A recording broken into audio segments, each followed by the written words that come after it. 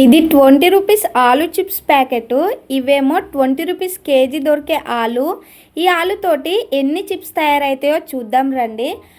ఆలుకున్న పొట్టంతా తీసేసి ఒక బౌల్లో వాటర్ తీసుకొని చిప్స్ స్లైసర్ తోటి ఈ ఆలు చిప్స్ని అయితే స్లైస్ చేసుకోవాలి. ఆ తర్వాత ఇందులో ఉన్న వాటర్ అంతా కూడా తీసేసి ఒక క్లాత్ పైన ఆలు చిప్స్ని ఒక్కొక్కటి వేసి ఇందులో ఉన్న వాటర్ అంతా పోయేంత వరకు ఆరబెట్టుకోవాలి. కనీసం మనం 1 అవర్ అయినా వీటిని ఆరబెట్టాలి. చూసారా, ఆరిన తర్వాత ఇలా అవ్వాలి. ఆయిల్ బాగా హీట్ అయిన తర్వాత ఈ ఆలు చిప్స్ని ఒక్కొక్కటి వేసి డీప్ ఫ్రై చేసుకోవాలి. ఆలు చిప్స్ని మనం చాలా ఈజీగా తయారు చేసుకోవచ్చు. ఈ విధంగా మొత్తం ఆలు చిప్స్ని ఫ్రై చేసిన తర్వాత లాస్ట్లో 1 స్పూన్ సాల్ట్ వేస్తే ఆలు చిప్స్ అయితే మనకు రెడీ అయిపోతాయి.